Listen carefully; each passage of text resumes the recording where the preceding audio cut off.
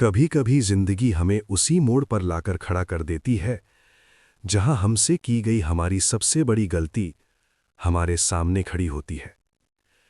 क्या होगा जब एक लड़की अपनी ही जिंदगी के सबसे बड़े सहारे को ठुकरा दे और फिर वही जिंदगी उसे उसी दर्द का एहसास कराए। ये कहानी है मोह, घमंड और पछतावे की। नमस्कार दोस्तों, मैं हूं आपका दोस्त जस्सी। मैं आज आपको एक और रोचक कहानी सुनाऊंगा। बहुत समय पहले की बात है। एक छोटे से गांव में एक बुजुर्ग आदमी रहता था जिसका नाम था रामू काका। उसका इस दुनिया में कोई अपना नहीं था, न पत्नी न बच्चे, बस एक टूटी फूटी झोपड़ी और रोज की मेहनत। वो कभी मजदूरी करता, कभी लोगों के खेतों में काम करके अपना गुजारा करता, लेकिन फिर भी उसके चेहरे पर हमेशा एक सुकून भरी मुस्कान रहती। एक दिन जब वो जंगल के रास्ते से लौट रहा था, उसे रास्ते के किनारे एक छोटी सी बच्ची रोती हुई मिली। वो लगभग 6-7 साल की थी, कपड़े फटे हुए, चेहरा धूल से भरा और आंखों में डर। रामू काका ने पास जाकर पूछा, बेटी, तुम कौन हो? यहां अकेली क्यों बैठी हो? बच्ची ने रोते हुए कहा, मुझे नहीं पता, मेरे माँ बाप कहाँ हैं? रामू काका का दिल पिघल गया। उसने बिना कुछ सोचे उस बच्ची को अपने साथ घर ले आया और उसी दिन से उसने उसका नाम रखा राधा। धीरे धीरे राधा उस झोपड़ी में रमने लगी। रामू काका उसे बेटी की तरह पालने लगा। वो खुद भूखा रह जाता, लेकिन राधा को कभी भूखा नहीं सोने देता। राधा भी उसे बाबा कहकर पुकारती और हर वक्त उसके पीछे पीछे घूमती रहती। उनकी जिंदगी गरीब जरूर थी, लेकिन प्यार से भरी हुई थी। साल गुजरते गए और राधा अब एक सुंदर समझदार जवान लड़की बन चुकी थी। गांव वाले भी अब उसे रामू काका की बेटी ही मानते थे। एक दिन गांव में एक अमीर घर का रिश्ता आया। लड़का शहर में काम करता था, घर बड़ा था, पैसा बहुत था। रामू काका ने सोचा, मेरी बेटी की जिंदगी बन जाएगी, लेकिन राधा ने पहले मना कर दिया। बाबा, मैं आपको छोड़कर नहीं जाऊंगी। रामू काका ने उसे समझाया, बेटी, हर लड़की को एक दिन अपना घर बसाना पड़ता है।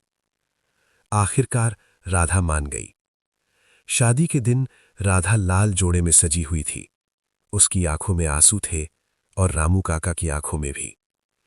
जब विदाई का समय आया, राधा बाबा से लिपटकर रोने लगी। बाबा, मैं आपको छोड़कर नहीं जाना चाहती।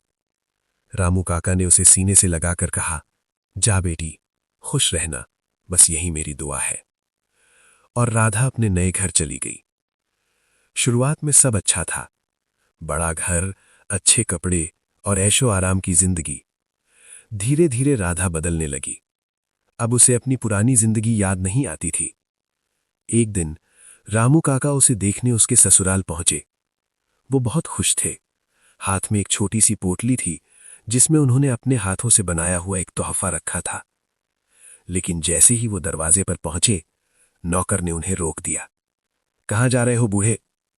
रामू काका ने कहा, मैं राधा का बाबा हूं, उससे मिलने आया हूं। नौकर हंस पड़ा। तभी अंदर से राधा बाहर आई। उसने रामू काका को देखा, पहचान लिया, लेकिन उसने नजरें फेर लीं। मैं इन्हें नहीं जानती, इन्हें यहां से भगा दो।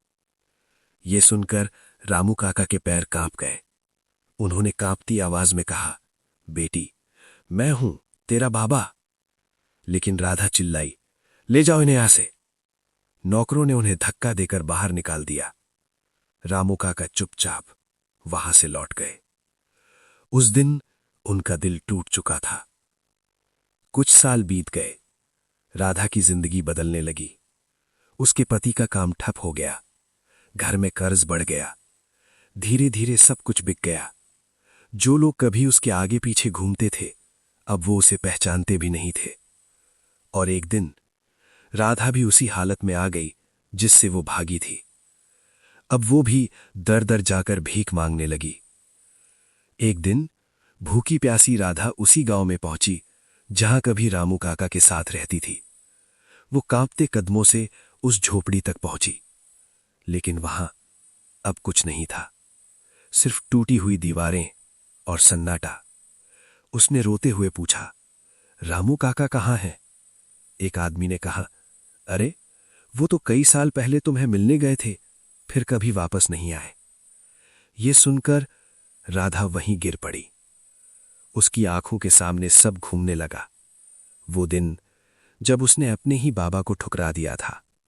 वो जोर जोर से रोने लगी, बाबा मुझे माफ कर दो।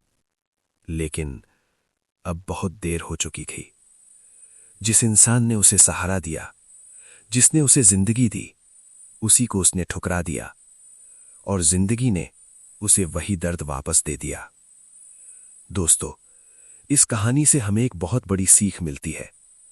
जो लोग हमें बिना मतलब प्यार करते हैं, जो हमारे बुरे वक्त में साथ देते हैं, वही हमारे असली अपने होते हैं। पैसा, शोहरत सब एक दिन खत्म हो सकता है, लेकिन रिश्ते अगर टूट जाएं तो फिर कभी नहीं जुड़ते।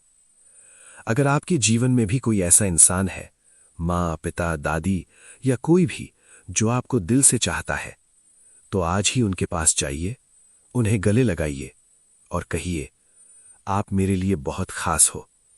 क्योंकि कहीं ऐसा ना हो कि वक्त बीत जाए और सिर्फ पछतावा रह जाए। अगर आपको यह कहानी पसंद आई तो वीडियो को लाइक करें, चैनल बाय जस्सी भाई को सब्सक्राइब करें और ऐसी ही दिल छू लेने वाली कहानियों के लिए जुड़े रहें।